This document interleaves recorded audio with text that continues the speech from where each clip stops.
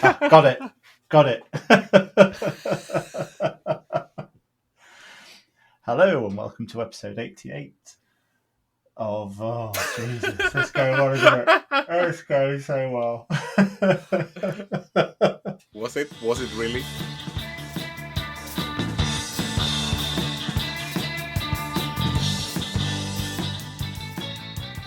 Hello and welcome to episode 88 of the No.1 Crude Mistakes podcast with myself, Glenn, from No.1 Projects, Haavard from Behind the Mistakes, and Bobby Duke's new best friend, KJ from Crude But Efficient. Hello! Yes, I now only listen to King Julian because that was what Bobby Duke called me over breakfast. I don't know why. Yeah, that's what happens. You haven't seen the movies, have you? Yes, I have. So, but I would say I'm not that funny, not compared to him at least. I thought he would be the King Julian in that in that sense. Is there actually a proper reference then to what is King Julian? It's from Madagascar. Oh, okay. That's the weird. What is the animal? Is it a lemur or? I think I know what you mean. I think I saw it once. I don't know, but every time I hear it, I want to propel my body into The ocean? moving motion. Oh, such a shame it's an audio podcast, isn't it? It sure is. So, how are you both? Recovered from your busy, mundane weekends? Haavard? Yeah. No. I've been just making plans. There is something when you are left alone. Then you start pondering, what's the meaning of life? What am I doing here? And then you make plans. So, haven't got any making done. Just, what have I done? I mean, you haven't really been left alone. You've been quite busy, I would say. That sounded like it, at least. You had a party, didn't you? Yeah, we had a birthday party, and we had also celebrating the national, the birthday of a nation, and basically been busier than you guys, bashed together. I think, I met more people, arranged more partying. Might not have gotten as drunk, but that's not sure if that is a good thing. Yeah, KJ did get pretty wasted. Yeah, as he does. I mean, luckily he has people to make sure he gets home in time. And yeah, one evening I even drank 3 beers. You're kidding? That's more than one per leg. That is. I can't remember the last time I did that. That is probably 6 over the whole weekend, isn't it, KJ? Yes, I think you are correct. Wowza. You feeling all right? Any other facts? No, I think I'm tired, just the normal way tired of not sleeping enough and traveling too much, that sort of thing. So what did you do? Did you go to like a music festival or something? I mean, traveling, day drinking. I mean, this sounds awfully like something. No, I just went on 20-year-olds do. A weird walkabout, and then I met a nice man with a white van, and he brought me places. Didn't your mother learn you to? Well, it didn't offer. It didn't offer candy. It said he had some tools in his van. So no, I was the one with the candy. I did ask him if he wanted to come home and see the kitten, though. Worked a charm. Yeah, but you did take me places. We went to a B&Q. We did all the cultural stuff, didn't we? Yes. Yeah. What's a B&Q? That's Is that a sandwich place or?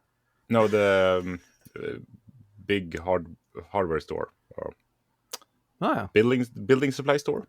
Yeah, which looks more or less exactly the same as ours at home. The only difference is that they have a kitchen section, which ours don't. because there's no way to compete with IKEA of building cheap kitchens. Yeah. But That otherwise was it going to be my joke, but much the same. I mean, that is probably what it is. So. And they had a much nicer plywood selection, as far as I remember, at least. Better prices as well. I think so. Yeah. I mean, I mostly get an instinctive rage-crying feeling when I pass the plywood section of my building supply because it's bad quality and high prices. So I try not to think too much about it.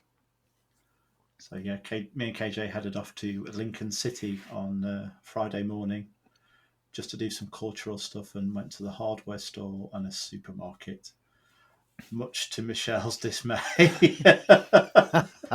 You didn't take him to the castle, the cathedral, the art gallery, the museum. Nope, we did the good stuff. I mean, it was an experience going to a food store and just seeing alcohol aisles, being able to buy spirits while you're buying foods. That's foreign for me, at least.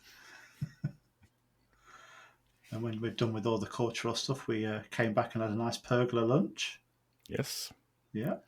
You forced me to try some turning. And yeah. Which terrified you. Terrified is a strong word, but very uncomfortable. Yeah, a bit uncomfortable. Yes.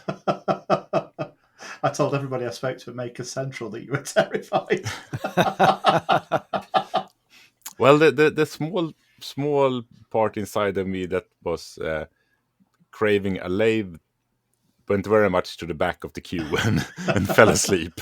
That was my experience. So no, I did not get bitten by the lathe bug. No, you know what though? My next video, that workpiece that you did, is going to be in the background. You will be able to spot it. Yes. No, it was lovely to actually get to see some of the British countryside, and me realizing that yes, it's not only Jamie Reader, but everyone, it feels like, in the UK drives like car thieves. And yes, there are barely any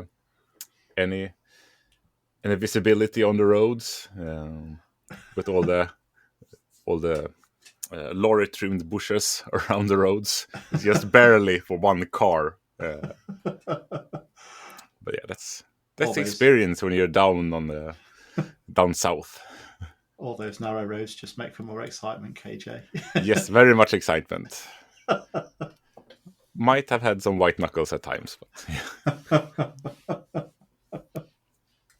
yeah. But in all fairness, it was great to be in the country a day beforehand and get rid of all the travel anxiety, so I actually could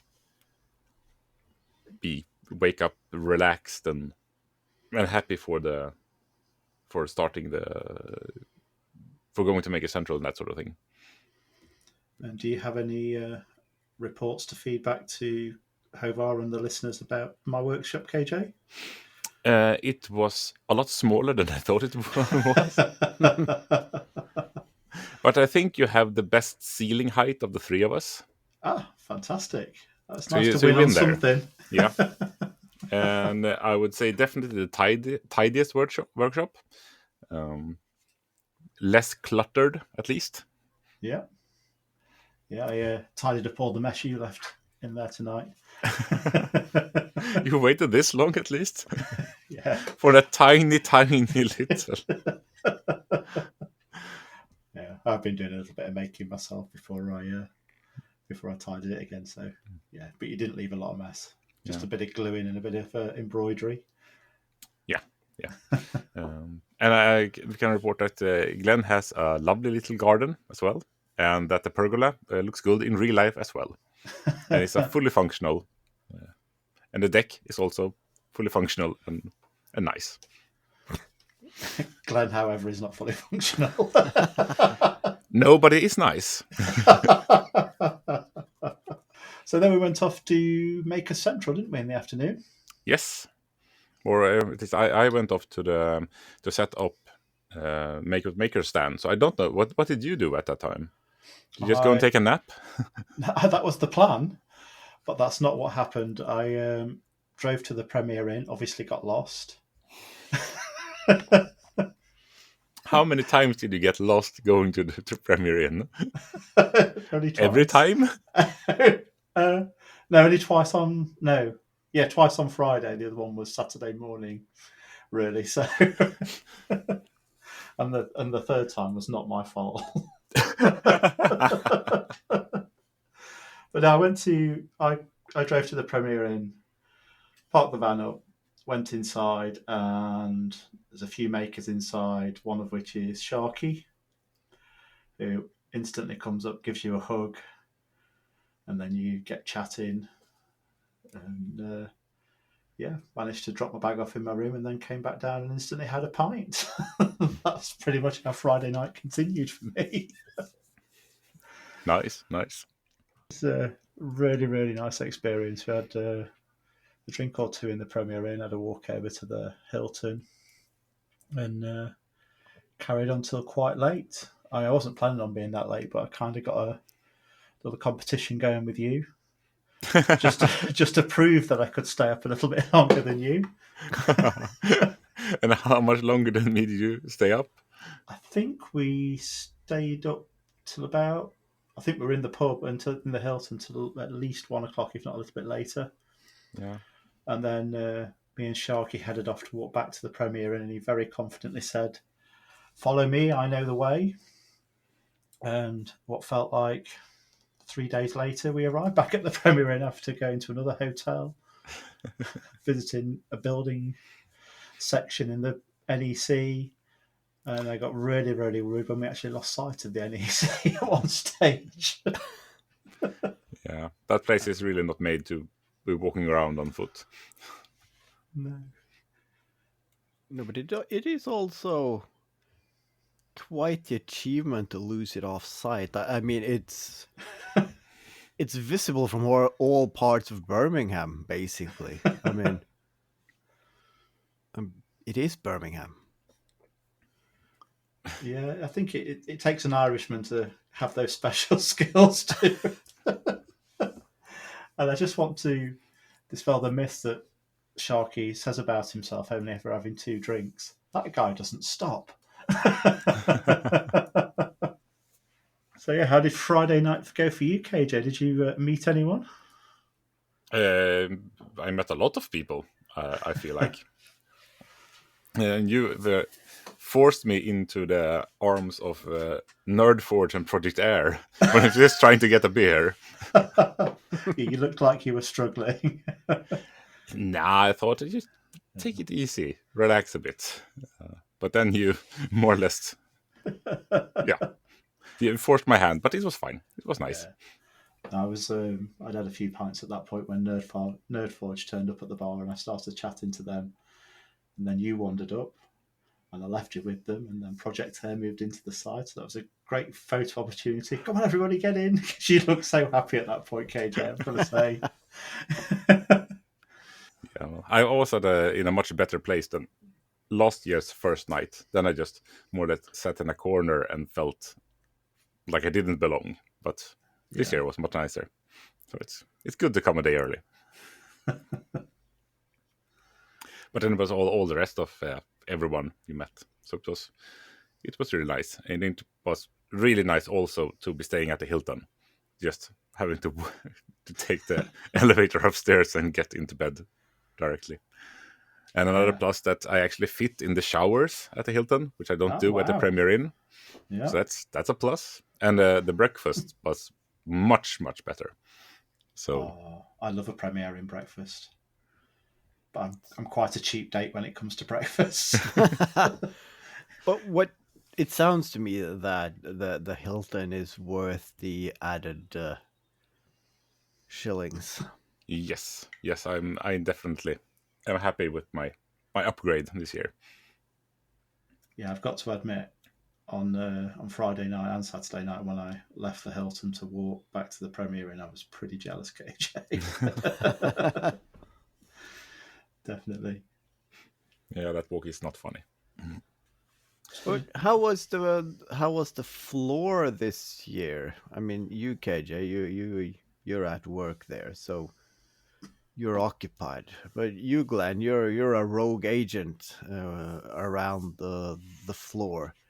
What can you report? Because I seem to notice that people posting pictures, the ones I see at least, are makers, and I don't see a lot of people. I remember it being more packed, but then again, all the makers are so busy in the most busiest time that they don't take pictures. So they usually take pictures when it's quiet in the morning, or they're setting up, or they're turning in for the night. So how was it compared to last year? So Saturday was pretty busy, to be honest with you.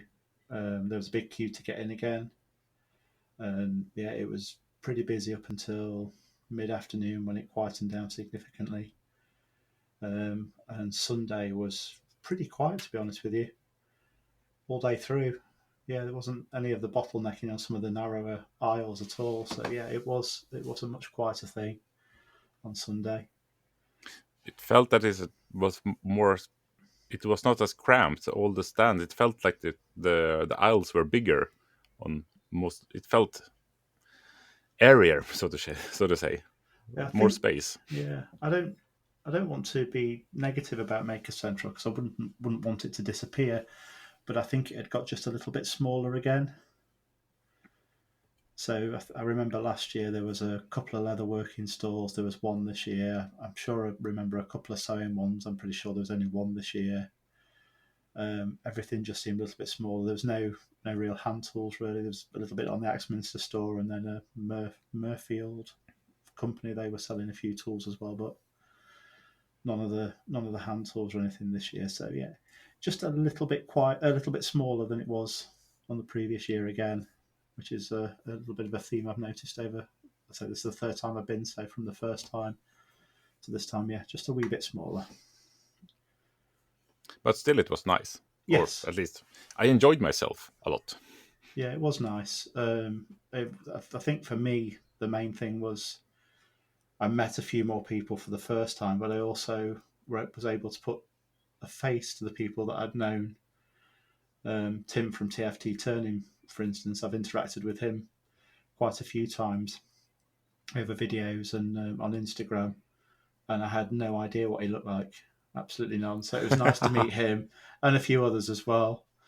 There was one guy, you normally you meet people in face for the first time, and you're then generally smaller in real life. Well, I met the Staffordshire craftsman Steve, and he was a giant, 6'5" and 6 foot wide as well. He was huge. So yeah, I need to be a bit more polite to him on when we're talking online from now on. But yeah, I think they were the highlights of the show for me. It was the meeting people again. But I think ever since day one, I've always enjoyed that more. Yeah, I mean that's the big thing with a maker meetup is to meet makers. Yes, and you make your maker stand. This year seemed a little bit more roomy and easier to access. I think that was much better this year round. Yeah, we had a redesign of the area, and I think we're getting good at this, actually planning, and and this time we actually gave ourselves some free time as well. So it was that was nice. Being free range and being stood back and watching the maker stand. You seem much happier this time, KJ. Really, much more in your element. Yes, well, I did have something to do. Me and Ellen had a how to sew a tote bag class, which was really nice. Even though it started out a bit chaotic the day before, we were promised 6 sewing machines. We only found 4, and we had no bobbins. So this might be interesting. Might not work at all, but in the morning of the show, we got 2 more machines and some bobbins as well. So all was good. Yeah, it was always. Sorry, go on. Well, that's the thing, though. I mean, how can you run out of bobbins? I mean, those are one of those 8 or 9 wonders of the world that never seems to run out. I have a sewing machine. My parents had a sewing machine. Everybody I know have a sewing machine. Nobody has ever bought bobbins. They just seem to be in an abundance. So you Until they're saying not. that there suddenly weren't, it's like, is that even possible? It shook my world to the core. Yeah. I guess my first thought was, they probably cleaned the machines because these are the demo machines that's moving around on all the fairs. But no, they were not cleaned, but they did not have any bobbins. So, but luckily we got some at least. So that was good. And Maybe someone stole them. Maybe it was the Bobbin Duke. But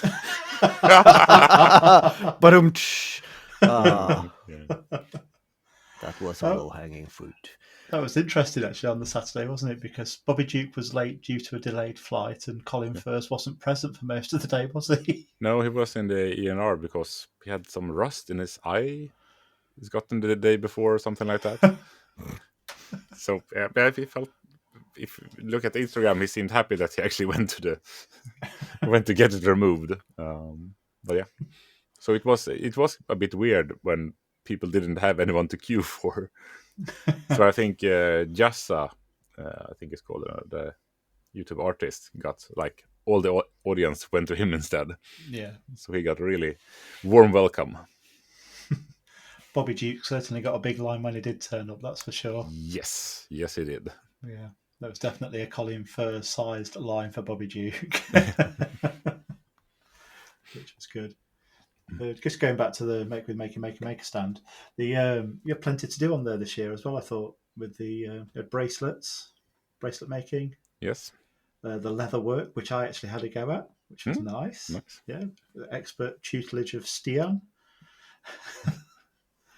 And what else did you have going on there? The woodwork with Chloe. Yes, Chloe had a Scrapwood, make what you like, and so a lot of kids went to town with a Dremel and that sort of thing, and just creating a lot of sawdust. But they looked really happy. There was a great sight on Chloe's stand on Saturday. Actually, there was a kid there with a Dremel with one of the carving bits in it, and he was using it like a chainsaw. It's just like, and then he put the machine down because I think it had got so hot. He couldn't hold it anymore. Yeah. That's annoying, though, of course. He can do that, but if I put anything in my Dremel and it's the slightest feathery touch to anything, and it goes flying, never to be seen again, and I have to go break out another one, and another one, and another one. Maybe that's just the cutting discs, but still. Yeah, but still, you get that feeling, or it just goes, and then that's no. Everything is just a flat piece of stick poking out. There's nothing abrasive about it anymore. Yeah, we got that, and we also had Lucas puppet making, which is always very popular. Yeah. That he, for some reason, runs by himself because he is a madman and bad at taking care of himself. And then we had Andy Pugh's maker swap, also resided at the stand, which was really nice. Thank you, Glenn, for letting me finish my maker swap in your workshop. No worries. It was quite nice to participate in the maker swap. Just waiting for my half of your swap that you got back, KJ. So the question is, what do you get? Yes, I got a lamp from Oakfields Creative. We love a lamp on this I got a lamp. But I was really, really happy that I didn't get the looking quite sharp wooden knife or the wooden sword that were other options. So that might have been harder to get through TSA. D-Makes had made a lovely looking sword, which was really fantastic. And then, is it Paul Brooks? Brooks might have been. Did the dagger, like a Rambo knife. Yes. That was fantastic. I actually saw that up close. It looked really good. Very, very good. Yeah. So, yeah.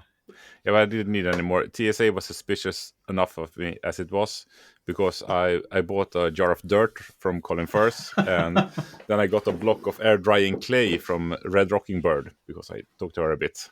And TSA checked those out very much, because I don't think they looked good on the scans. I mean, you see him a bit off already. Like, it's a jar of dirt. But he looked at it, but what's wrong with you? And a block of cannabis resin. It's either that or they know Colin. So like, oh, you lucky bastard, we need to confiscate this. This is a biohazard. So Yeah, he did not look like he knew what that was, or who Colin was. So How much was the jar of dirt, KJ? it was £10. £10. Literally, I've got the same soil, the same rock in my garden. You could have had some for free or for at least half price.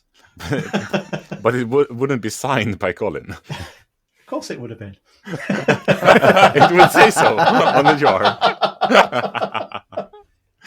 Oh, and speaking of signing, that was the weirdest moment of the entire show. KJ got a fan. Well, I'm not sure of that, but we're walking around. There was a little girl, like 5-6 years, something like that, just stopped and looked at me, looking up. And I thought, okay, here's gonna come a comment of, "Oh, you're really tall," because that's what like every other English person says to me. But she said, "Can you sign my shirt?" And then I saw that her white T-shirt was covered by, Bobby Duke, give me the rest of that kind of size. And she saw my creator badge, I guess, and thought, yeah, that's a YouTube creator. I want a signature. So I signed her back. Do you want me to tell you the flip side and the sad side of that story? Please do. That on Sunday, she was at the Leatherworks. It was a Make-A-Wish story? No? Okay. She was at the Leatherworks stand and the Make Makers part, and she got Molten Make to sign it, Andy Pugh to sign it, Stian, who doesn't post or do any videos, to sign it. I'm stood behind them. I didn't get asked to sign it. And I blame my daughter for that, because she stole my creator lanyard. That's why you don't give those away. Yeah. She would have been getting to sign her. Exactly. Been there. She just walked away from them all, and they were all beaming and said, "I wanted to sign your T-shirt." I'm also famous-ish. Mommy, why is that weirdo following me? Just want to sign her shirt. Go away or we call the authorities. Come back, little girl. Come back. I have a lanyard. I just gave it away. My daughter has it. Sure. Yeah, but it was a great. I think this is my best Maker Central experience so far. You actually looked so happy in all of Maker Central, KJ. I think this one really suited you. Yeah, I got the right level of responsibilities and stuff to do. Yeah. Met the right people, and yeah, you did look very, very happy. Yeah. It was nice. Yeah. I also had a very nice experience. Glad to hear it. Not that anyone asked. Yeah. Although very, very exhausting. I mean, I think I was done for after the Friday night, if I'm honest. How was it being at the Hilton Bar? Yeah, it was nice. It was nice being at the Hilton Bar. I enjoyed it very much. I liked it on the Saturday night as well, but not for quite as long. I made it till midnight, I think, on the Saturday night. So you beat me that time, so that made us even. Yeah, I was in bed not long after that, so it wasn't. I didn't beat you by much. Yeah, but I spent most of the time with Cormorant Craft Andy and Kev and Welsh Thomas, and Welsh Thomas's friend actually was a new person I met, was Danny from Danny Carves, I think his thing is, and he is an amazing maker. He does competition chainsaw carving. Makes some absolutely fantastic stuff. Yeah, so, that is really cool. Yeah, and kind of scary. Yeah. Do you feel like you want to I mean, you do some chainsawing professionally. I'd be quite happy to have a go at chainsaw carving. Yeah, that doesn't scare me. If a client asked you, can you take this tree stump and make something out of it? That's not a cock and balls. Yeah, I want a grizzly bear with a bald eagle on top. Isn't that what they always make? I mean, I think it's only the Americans. It's that or that little stool. And by stool, really I mean the thing one. that you're sitting on. Yeah. Well, I think I'd have to draw on my previous experiences and turn it into firewood, I think. I do a really good firewood sculpture. Which, left for long enough, also burns well. But no, I'd love a go at it. I might still have a go at it at some point, just in the back garden. Yeah. I could do with a slightly shorter bar for the chainsaw, I think, but I could give it a go. Maybe create some geometric shapes. That'd probably be my thing. Well, I mean, you can always use it on the lathe as well to have a double power. Oh, the chainsaw whilst lathing. Yeah, did you see the guy with the power carver, the power chisel? Yes. Doing the rocking horses. Yes, that was cool. I wanted one of those. Yeah, I thought that would be good on the lathe. Really get in there, remove an inch of material at a time. I'm not so sure that would work. But you're happy to use a chainsaw? Come on, KJ. Yeah, well, I mean, chainsaw is rather close to just a big spinning saw blade, and that's what they use in copying lathes, isn't it? Yeah. But a power chisel that mimics just banging on a chisel with a hammer. And I don't think that's good for a lathe experience to have the chisel being stabbed into the workpiece. I mean, you get those accessories for chainsaws to make logs and whatnot, but how hard could it be to have build an arm or an extension with one of those tracing balls from when you're doing copying and wood turning lathe? Like, then you could just stand there and you have a log alongside, and then you just trace and then the chainsaw cuts a 1-to-1 figure out of that log. I would see that video. It'd be fantastic right up until whatever way I'd hooked it up failed, wouldn't it? Exactly that. Instant death. Yes. Yeah. I think I'd put more of the Maya defenders on for that one. You should wear a white butcher's apron for that one. Yes, it's best to wear white so the paramedics have an easy way to spot where all the blood comes from. Cover the floor in plastic. Yeah, it's better probably. That's a too funny story to not tell. I might have told it before, but it's good enough to be told twice.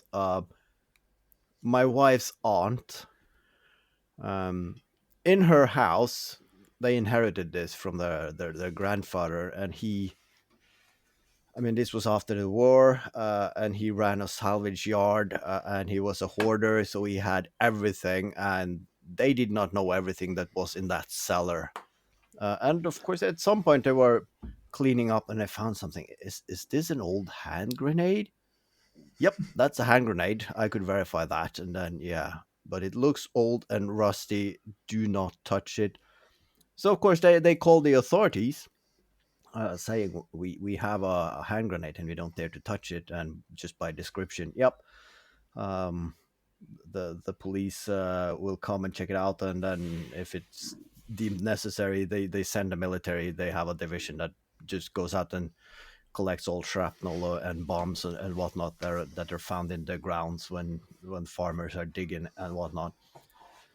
So of course they called it in, and it wasn't a rush case. So they'll send someone by, and 1 or 2 days went along, and then of course they were outside butchering some chickens, as one do. And then, of course, in an apron with 2 knives, and of course a lot of blood. And then the doorbell rings. And then, of course, my wife's aunt opens the door like in the murder scene of like American Psycho. And, yep, there's the police. Oh, hey, you're here about the hand grenade. Come in. And you can see the faces on those two police officers. Like, should we call for backup here? But no. But yeah, they came and they went, and yeah, the army came and disposed of the hand grenade. So yeah. Fabulous. That must be one of the more happy, interesting jobs as a policeman. Just checking out possible explosives and that sort of thing. Yeah. But then seeing someone from a murder scene, that's, you're not expecting that.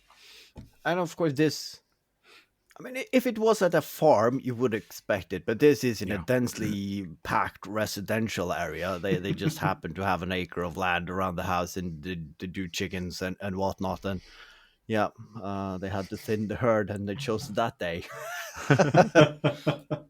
Well, at least it wasn't the second floor apartment. Yeah, true. But speaking of chainsaws, though, I went a couple of weeks ago and visited my mother at her cabin, and she had broken her the long extended arm chainsaw for pruning hedges and whatnot, and she was about to toss it away when I said, "Oh, you have a chainsaw blade and a driving sprocket and an electric motor. I'll have that."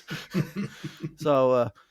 As I mentioned, I brought that home and it's now found its way onto my workbench. And it's like, what can I make of this that is cool? And of course, it's a chainsaw blade, so it's going to be insanely dangerous no matter what you do. And of course, I instantly had a thought, oh, I should two-stroke.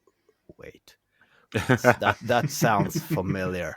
I just described a chainsaw, didn't I? Yes. That's So, really exclusive. I'm open for suggestions. I have a chainsaw blade and a driving sprocket, and yeah, if anyone has any ideas, I'm open. What about a weird sort of reverse lathe where it's not the piece of wood that revolves, it's the tool that revolves around the wood? Yeah, that's... But isn't that just a piece of wood chuck in a workbench and a chainsaw? But yeah, it should rotate around it. Yeah. I mean, I think you'd only be able to make cylinders, but hey, that's more than you can do right now. Sure is. And it sounds... Who was on the danger scale, that sounds like an 11. So yeah. A dowel maker. Yeah. Start out with a tree trunk and end up with a 6mm dowel. Who was that put a chainsaw on a robotic arm? The industrial size robotic arm to do 3D carving with it. Oh yeah, that was stuff made here, I think. Yeah, stuff made here. Yes, and that did not go very well for him, as I remember it. And he's a lot brighter than the three of us combined, so I don't think we will have any success with that. Yeah, I think he sleeps in programming language. I wouldn't attempt that. I could build the arm, but it would be very stationary for obvious reasons. But that it's too sad though. I think it's already a couple of years old, but it was this fad where people made different kinds of pencil sharpeners. I could make a spectacular pencil sharpener. Has anybody done a two-stroke pencil sharpener? Yes. Unfortunately, I had some grandiose ideas, and then I just did a quick search, and at least two people had done exactly what I thought. Two brilliant people with brilliant minds, but still, I don't want to be the third one. Two-stroke screwdriver? That's also been done. Oh, damn it. Yeah. Two-stroke is very popular, so a lot of it has been done. So, but I'll keep thinking. It's not like the parts are going away. Make a little generator out of it. Yeah. Just a lathe. So you can do it wherever you want. I was going to do that with my homemade lathe, but the homemade lathe got in my way, so now it's chopped up and burnt. So. But speaking of lathe, you also got a video out. I did, yes. Just before Maker Central. It doesn't get more Scrapwood than this. Yeah, I set that video going just as I was coming to collect you. So lost track of the initial comments, unfortunately. But yeah, quite pleased with that. How was that turning a bit of homemade particle board? It was absolutely fine, apart from the first one was too crumbly and shot off, but made for a great shot because it hit the camera. So I was quite happy it did that. And then the second piece was really firm on the outside. I thought it was firm all the way through until I got into it, and then it was like turning compost. I mean, it hollowed out so easily. The easiest thing you ever hollowed out. I've made such a mess. I mean, it went everywhere. It went up the wall, over the other side of the workshop, and it just looked like compost. But it looks like one of these chocolatey protein bars, which is basically some grains held together with some sugary gloop. It looked rather tasty, actually. So I honestly didn't set out to make plant pots. And while I was editing the video, I realised, because I'd shot most of it in January and then picked it up this month, that at one point in my filming, I said, God, if this turns out badly, I'm just going to end up making plant pots. So I had to edit that bit out. Because that's exactly what did happen. But I think they turned out all right, actually. It looked all right with the plants, didn't they, KJ? You saw them in real life? Yeah, it was. Yeah. You wouldn't bat an eye on seeing something like that in a garden shop or something like that, or a biodegradable pot or so. But I don't think they'll last. It wasn't waterproof PVA, so I'm expecting roots to start popping out of those pots at some point, at which point I'll just plant them straight in the ground, which is ideal. Yeah. Plant them in without disturbing the roots. But is that glue... I mean, when it dissolves, will it poison the roots so that it just dies there, or...? I very much doubt it. I mean, I don't know how friendly or unfriendly PVA glue is. I mean, it's the first glue that kids get to play with, isn't it? At school. Yeah. What is PVA glue? I mean, is it some sort of plastic or... Polyvinyl acetate? I don't have any clue. I'm just... Are we having a Google session? Yeah. I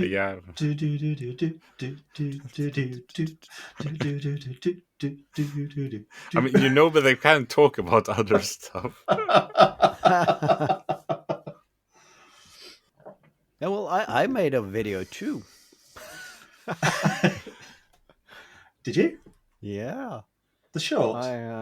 Or the one for the Patreons? Well, no, the Patreon. Yes, I did that one as well, but that was just me ranting on. But that was one of the shorts I was most pleased with in a long time, because I think it started with... Was it Tim that was... No, it was you first, and then it was Tim who made like a sad I'm not attending Maker Central reel. And then I thought, well, I'm not there this year, so I'll take the torch and run with it. And I had a thought, and then just instantly, the sun is setting, so the light is right. So just... Of course, the kids were in bed, and my wife just looked weird at me. I started shuffling around in furniture to put a chair up against the window and camera stand, and like, what the fuck are you doing? And like filming yourself at different angles, drinking. And of course, I couldn't drink that much whiskey, so it was apple cider at one point, chugging it down before the sun was setting. And that, but turning footage black and white and adding piano music to it, everything gets instantly sad and looks prime. Yeah, and it was a great voiceover as well. I've got to admit, I watched it in the Hilton Bar on the Friday near the toilets where it was a bit quieter. Laughed my head off and then had a few more pints and forgot all about it. But yes, it was brilliant. I should have cleaned the windows before. It was so good. Yeah, no, good video. Did you get many views? think it's like 600 or 700 or something like that. Oh, So that's all yeah, right, it's isn't it? Yeah. it's all right. Yeah. Wow, I'm pleased with that.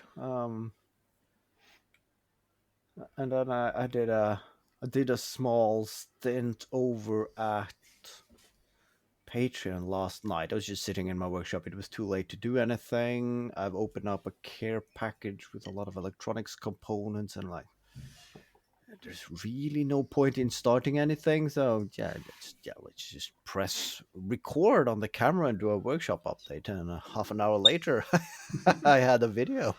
So yeah, It's just rather nice, like a private one-on-one podcast. Yeah, it is. It was a bit rambly at the end there, but I could not bother editing it out. You always are. Yeah, just get used to it. Yeah, I started watching that one at lunchtime today, but I have to go back to work after 5 minutes, so I've not completed it yet. Yeah. So you didn't have your headset with you today either? I can only normally listen to things. I can't watch videos and work at the same time. Yeah, but you didn't have to watch this one. No, okay. I was just sitting there. Right. Yeah, so yeah. But, Okay. I think it was a handful of times I watched the screen and went back a couple of seconds when you showed something or that. But otherwise, it was good point. I'll listen to your podcast tomorrow. Yeah, do that. And it's. I mean, I'm not bad at speaking English, but sometimes you realize that. Of course, I know the general things that you learn in school, like book, cat, dog, those things, and then it's the engineering language in the field that I work. I kind of nailed that. But when it comes to describing like a traditional folk garment, I have none of the words. I don't know what that piece of garment is called. Is it called garment, or is it the flexible thing that you sew into things that you wear? Is that a garment, or is that a collective word for different styles of? I have no clue, but still, I just continue talking because I can't be bothered googling any of it. But yeah, it's fun. You posted a picture of yourself wearing the outfit as well. Well, you saw the shirt. Well, it might have been Michelle or somebody at the show said, "What is he wearing?" I guess obviously it just looks like a blouse. Did I? Oh yeah. That it was when I was having a 5-minute nap and I let the kids draw on my face. Yeah. Yeah. Yeah. It's I like the one that I have. The shirt is a bit on the smaller side, so I bought the linen to make a new shirt, and I'm just working on the embroidery. We covered this 20 episodes ago, I think. Still haven't gotten any further. But I've always had that dream of making one from scratch. And then, of course, that was what I was rambling on about. And it is a 2-year project at least. And of course, I can pull off the embroidery once I figure out what I want to embroider it. And I can sew the pants and the jacket with some guidance. But then there are the things that I would like to do, but it's realistically never going to happen. I'm never going to be a cobbler good enough to make myself my own set of leather shoes. The same with all the brooches and the shirt buttons and whatnot. They're usually either silver or tin or some derivative. And of course, I can always do the design and I can make the molds, or I can send for them to be machined. And then I realized, well, I do know someone with a forge, so as long as I have the dies, we can always make them. And then I kind of like, is this like a maker collaboration things? Because I need people with skills that I don't have. And I want to learn by doing this, but I also want the end results to be good. So, yeah, maybe I should start talking with people I know that do proper leatherworking, cobbler metal, and try to like, this is the project. This is what I want to do. I need help with this and that. It would be fun, I think, to have a collaboration of that where you end up having like a custom made from scratch of course, non-authentic by the official rules, but like a folk garment yeah. Yeah, speaking of the leatherwork aspect of that I think that's probably what I've come away from the show with this weekend, feeling more inspired to do. Seeing people's leatherwork and especially Sharky's, it's really fascinating. I'd quite like to go to it, and actually did buy a little bit of leather while I was there as well. So yeah, looking forward to that at some stage. The tools as well, at least the beginner for the simpler things, are relatively cheap. But don't buy the cheapest things. I did that, and I have then again, I don't know what it's called, but the forky things to make all the holes for when you're sewing. Yeah. I probably got too cheap a fork because I, of course, hammer it through and then it got stuck in the table. And when I pulled it out again, all the prongs on that fork looked something like this, and I had to hammer them back again. So I don't think it's it was very, very mild steel. So yeah. So instead of spending £2, spend £4. And don't do your leather work on top of a concrete table. Yes. That could also be good, yeah. I don't really know what you're supposed to have underneath, because it doesn't really feel right to have even a softwood like cutting board. I use that.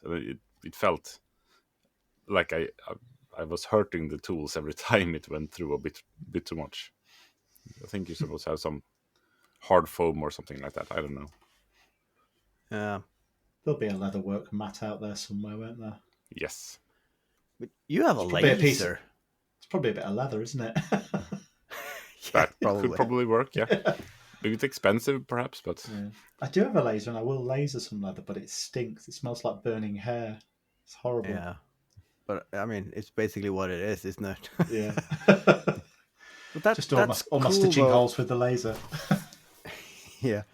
But I saw that Adam Savage did that on one of his work tables, and I wanted to do that. He have like a huge patch of really thick leather, and I have a patch of that as well, and it's really nice to work with, and it is comfortable, and I would want it on my work table, but it's like, it feels a bit of a waste. But now I think I've used it for close to 2 years, and the patina on that piece of leather now, that is brilliant. So once you have spent it on your work table, I think it's a very nice worked piece of leather for making other stuffs out of. So yeah. That's a good point, actually. That's like making a cupboard out of Laura Kampf's work table. That's got a lot of charm built into it. Definitely. Do we need to talk about that? Are we going in August? Are we doing a road trip to scavenge hunt? Don't talk to me about traveling for at least a month. All right, too soon. Too soon. Shall we discuss it some more in the half pint, though? That sounds excellent. Yeah. All right, then. So if you want to discuss Laura's workshop, head on over to the half pint, where we'll probably talk about something else. Bye! In a couple of days. Bye! Most likely. Bye!